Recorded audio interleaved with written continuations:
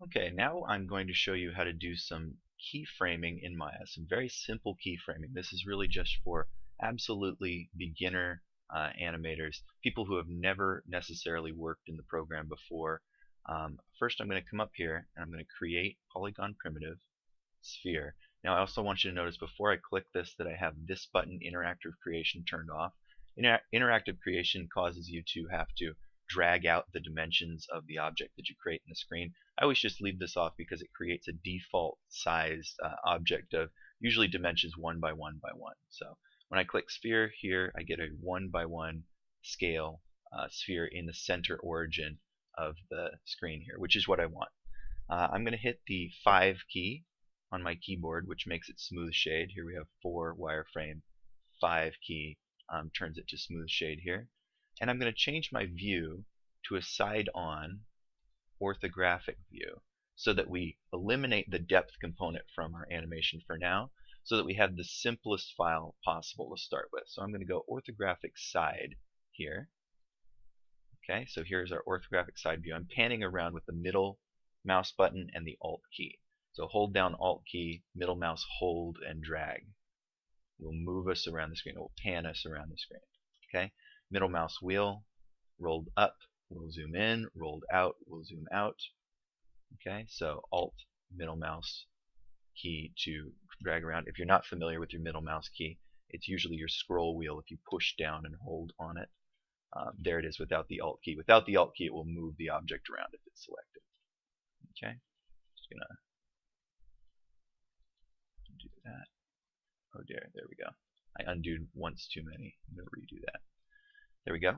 Okay, so we're going to animate this object just moving across the screen. So first, I'm going to drag this upward above the origin because all my new objects are going to appear down here. And I want to have several copies of this. So I'm going to drag this object upward by moving it along this controller right here. If you're not familiar with any Maya basic usage at all, this would be left-clicking on the object and hitting the W key on your keyboard. This is the same as this button right here, which is the Move tool. Move, rotate, scale, and selection is the same as Q, W, E, and R. Okay, and that's all we're generally going to need for most animation purposes. So I'm going to stay on the W key, which is the translate tool, and I'm going to move this object across the screen in time.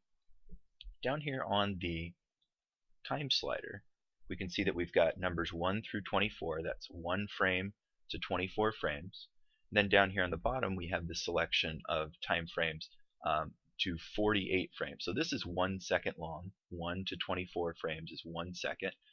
If you remember in our playback speed real time, it says 24 frames FPS, frames per second.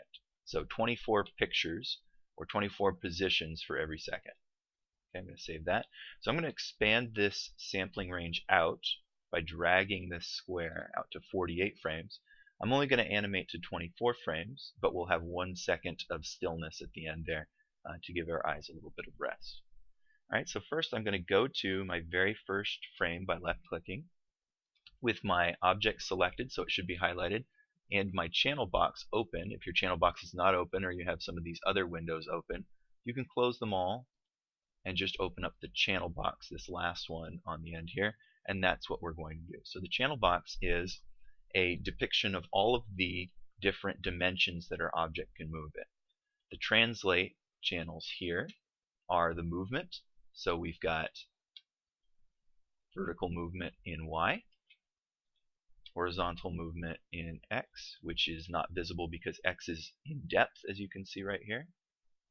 Okay, and Z, which is our horizontal movement that we can see. Okay, so we're going to only animate the Z translate channel. The rest of these are not necessary for now. Okay, so how we're going to do that is on frame 1, our very first beginning frame, I'm going to select this Z translate and I'm going to right click and key select it. Okay, that'll turn the channel pink. When a channel is pink, it has recording information on it or animation information on it. And we can also see that we have a little red line on frame 1.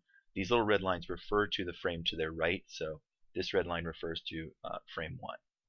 Okay, So we're going to move this across the screen for 1 second.